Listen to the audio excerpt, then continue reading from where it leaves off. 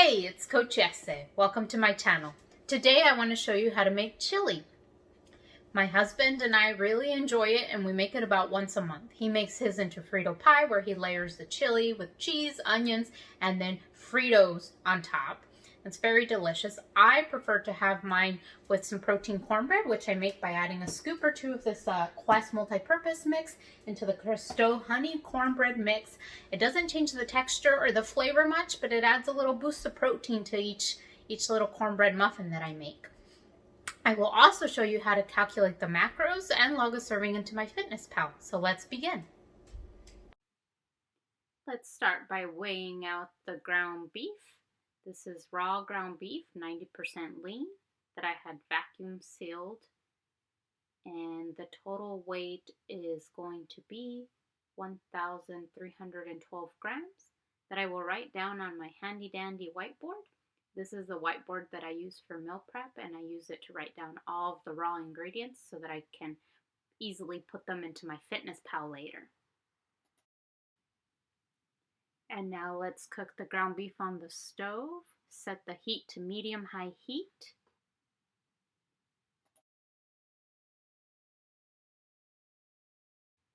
I use a potato masher to break up the ground beef so that it doesn't clump. This particular one has like a plastic covering to protect the nonstick surface of my pan. And the ground beef is almost cooked. As you can see, there's almost no pink left here. And I've just been using the potato masher to continue to ensure that it cooks evenly. And now we're going to drain the ground beef. Alternatively, you could drain the grease into a bowl so that it doesn't go directly down into your drain. And whenever I use ground beef and put it into a sauce, like here in this chili or in spaghetti, I will rinse it to get some of that fat out, but I don't always rinse it. Like if I'm making tacos or something where the ground beef is the highlight of the dish, I'll just buy a leaner cut of beef and I won't rinse it because it does rinse some of the flavor out and it changes the texture of the beef a little bit. And now let's chop up some onion. What I'm going to do is chop it up into big chunks and throw it in my mini food processor and let the processor do the chopping. I wrote down that it was 117 grams of onion and it was about roughly half of that onion I had there. Now we're going to add the petite diced tomatoes. I add a total of 42 ounces. So the first can was 28 ounces and this one was 14 ounces. And now we're going to add a 14-ounce can of pinto beans. I normally don't weigh out the cans. I just assume they are the weight they say they are. You could weigh them out. This is a 14-ounce can of dark red kidney beans. And a can of Rotel. I use the original, but there are a bunch of different varieties you can experiment with.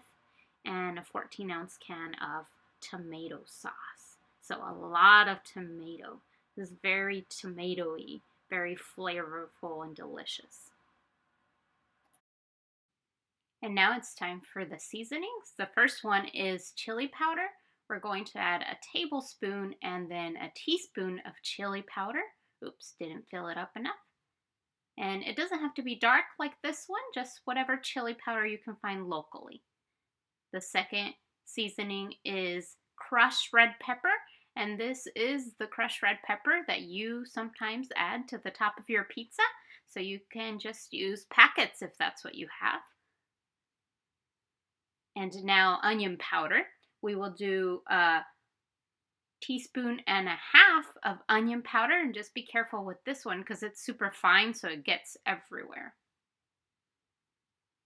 Garlic powder. We'll also do a teaspoon and a half of garlic powder.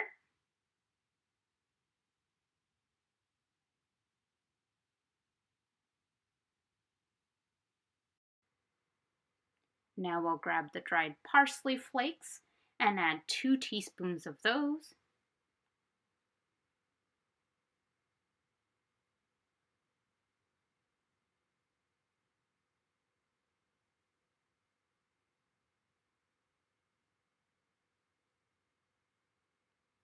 And the next ingredient is going to be cumin, ground cumin, and we'll add 2 teaspoons of ground cumin.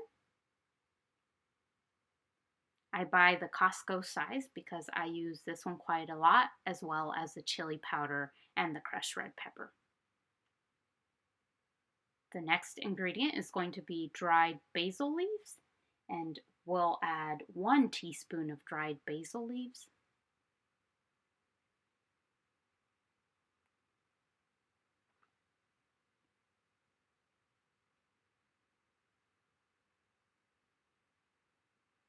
And now we're going to add salt, and of course I decided to live life dangerously and pour it right over the container for some reason. Guess I want to risk dumping the whole thing, but it's probably best not to do that. And then now finally the final ingredient, at least as far as seasonings, is going to be some ground black pepper, and thankfully the spoon fits inside this one, so I won't be living life dangerously anymore, and I'll go back to being safe. And the final ingredient is just white vinegar. And we will add a tablespoon of white vinegar. Make sure it's not cleaning vinegar, and make sure it's food safe vinegar. And I didn't pour it over the container, thankfully, so I didn't risk pouring the entire bottle of vinegar into my pot, which has happened to me before, but of course I never learn.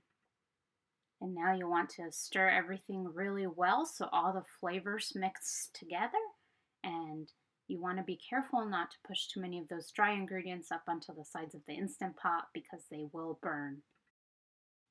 And for the final ingredient, add 2 cups of water to ensure that your chili does not stick to the bottom of your Instant Pot.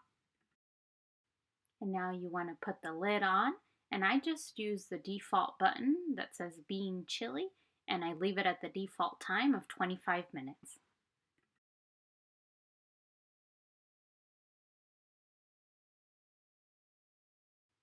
Now it's cooked, and I've taken the lid off and let it cool completely. So I'm going to take it out and weigh it on the food scale, and the entire thing weighs 5,348 grams.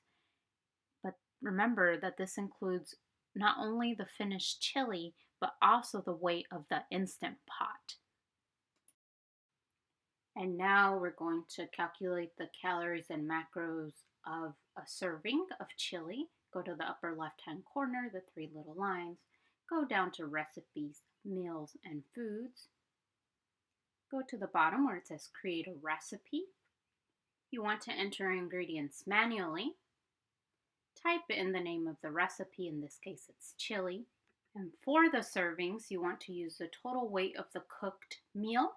So I subtracted the weight of the Instant Pot from 5,348, and that gave me 4,318 grams, and that's what I will put in here for servings.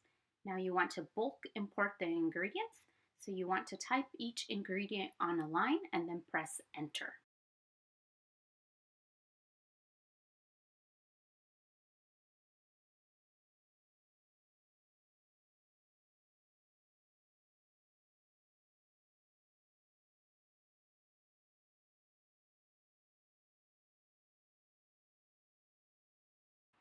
And now you want to click on next.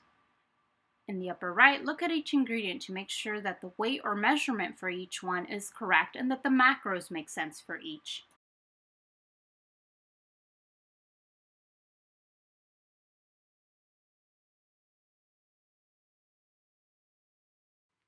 For example, you'll see here that it logged fresh red bell pepper instead of crushed red pepper, but I was able to replace it at this stage.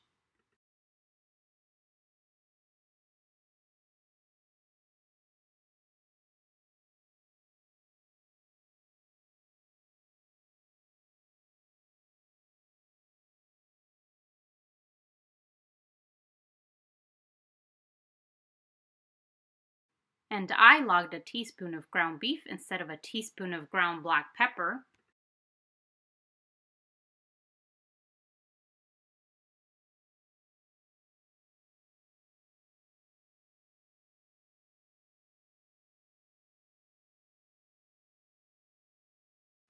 After you're done looking at everything, hit save, and now you can add 1 serving to your food diary. The benefit of having weighed the entire meal at the end is that you can vary your serving size based on the calories or macros that you have left for the day. You can have different servings. Here are the macros for 431 grams. These are the macros for 250 grams. And you can edit that based on the calories and macros you have left for the day. And this is what the finished chili looks like. Yum! I have served it with some Quest protein chips on the side and topped it with some cheese. I hope that you enjoyed this video. Click like and subscribe to get notified when I upload new recipes.